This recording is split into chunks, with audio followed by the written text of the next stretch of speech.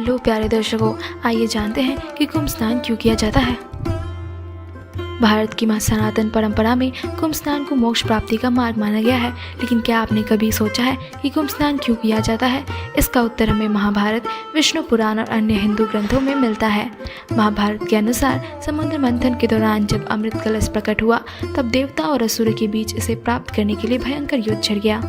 भगवान विष्णु ने मोहिनी रूप धारण कर देवताओं को अमृत पिलाया, लेकिन संघर्ष के दौरान अमृत की कुछ बूंदें 4 स्थानों पर गिर गई: हरिद्वार, प्रयागराज, उज्जैन, नासिक।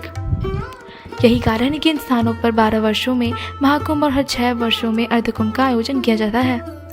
महाभारत के भीष्म पर्व में स्पष्ट उल्लेख है कि जो व्यक्ति कुंभ मेले के दौरान इन नदियों में स्नान करता है, वो अपने समस्त पापों से मुक्त हो जाता है और मोक्ष प्राप्त करता है।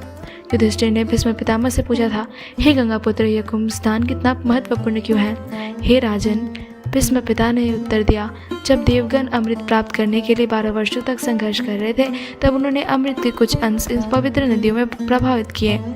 इन नदियों में स्नान करने से व्यक्ति के सारे पाप नष्ट हो जाते हैं और वह मोक्ष की ओर अग्रसर होता है। कुंभ स्नान से क्या लाभ होते हैं?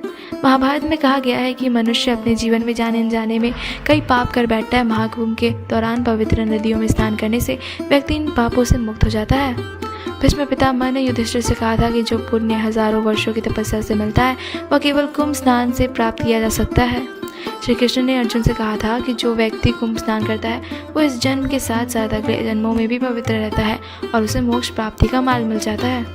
महाभारत में वर्णित है कि कुंभ में स्नान करने से शनि, राहु, केतु और अन्य ग्रहों की अशुभता समाप्त हो जाती है। कुंभ स्नान केवल शरीर की शुद्धि नहीं, बल्कि मन और आत्मा की शुद्धि का भी प्रतीक है। महाभारत के अनुसार जब पांडव वनवास में थे, तब उन्होंने भी प्रयागराज, हरिद्वार, उज्जैन और नासिक में स्नान कर आत्मशुद्धि की थी। महाभारत में बताया गया है कि कुंभ स्नान से न केवल स्वयं को लाभ मिलता है, बल्कि पूर्वजों की आत्मा को भी शांति मिलती है। आयुर्वेद में भी कहा गया है कि कुंभ स्नान से कई प्रकार की बीमारियों से मुक्ति मिलती है।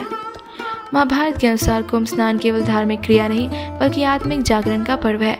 यह एक ऐसी यात्रा है जिसमें व्यक्ति स्वयं को ईश्वर के समीप महसूस करता है और आत्मशुद्धि का अनुभव करता है।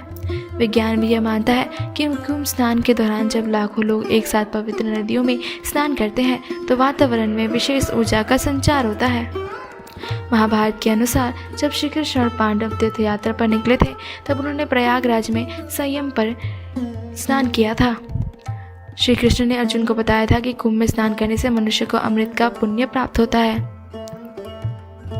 यह एक आध्यात्मिक यात्रा है जो आत्मशुद्धि और मोक्ष का द्वार खोलती है। महाभारत में भीष्म पितामह, श्री कृष्ण और अन्य ऋषियों ने कुंभ स्नान का महत्व बताया है। कुंभ स्नान व्यक्ति को मानसिक और आत्मिक शांति देता है। यह केवल एक धार्मिक अनुष्ठान नहीं, बल्कि एक आध्यात्मिक जागरण का पर्व है। इसीलिए कुंभ स्नान केवल शरीर को पवित्र करने का नहीं, बल्कि आत्मा को भी शुद्ध करने का सबसे उत्तम मार्ग है।